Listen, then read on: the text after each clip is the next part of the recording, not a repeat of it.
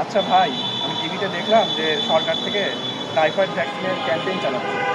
এটা কি দেওয়া ঠিক হবে? হ্যাঁ, অবশ্যই টাইফয়েড ভ্যাকসিন বর্তমানে WHO, আমার বিশ্ব স্বাস্থ্য সংস্থা এবং বাংলাদেশ সরকার কর্তৃক অনুমোদিত।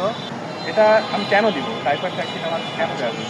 কারণ টাইফয়েড যে হয় সাধারণত পানিবাহিত রোগ, তো ঠিক যখন স্যালমোনেলা টাইফি ব্যাকটেরিয়া সংক্রমণ করে, তো এটা সংক্রমণের পর সাধারণত দীর্ঘমেয়াদী জ্বর আসে। এর সাথে সাথে পেট ব্যথা, ডায়রিয়া, বমি এগুলো থাকবে, এবং যদি ট্রিটমেন্ট না করা হয় টাইফয়েড হওয়ার পর তাহলে মৃত্যুও হতে পারে। আচ্ছা, তাহলে এই ভ্যাকসিন দিলে কি আমার কোনো খরচ হবে? টাইফয়েডের ভ্যাকসিন দিতে বর্তমানে তেমন কোনো খরচই পড়ে না। বর্তমানে যে সিভিল সার্জনের কার্যালয় রয়েছে, সেখানে টাইফয়েড ভ্যাকসিন বিনামূল্যে দেওয়া হয়।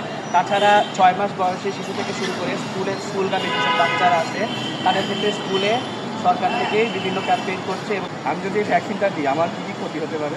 এই ভ্যাকসিন দিলে আমাদের কোনো ক্ষতি হবে না, বরং আমাদের শরীরে এই টাইফয়েড যে ব্যাকটেরিয়া আছে, এই ব্যাকটেরিয়ার বিরুদ্ধে সংক্রমণের প্রতিরোধ থাকবে। আর যদি আমরা খুব বেশি পার্শ্ব প্রতিক্রিয়ার কথা বলি, সেক্ষেত্রে শুধুমাত্রই হালকা মাংসলের ব্যথা হতে পারে, মাংসের ব্যথা হতে পারে যেখানে ভ্যাকসিনটা দেওয়া হচ্ছে। এর সাথে একটু জ্বর থাকতে পারে, যেটা একটু একদিনের মধ্যে ঠিক হয়ে যাবে। তাহলে আমরা বলতে পারি টাইফয়েড ভ্যাকসিন ভয় নয়, এটা ভরসা, এবং টাইফয়েড ভ্যাকসিন দেওয়াটাই আসলে সবার জন্য ভালো। সবাই ভালো থাকবেন এবং ভ্যাকসিন নিন, সুস্থ থাকবেন।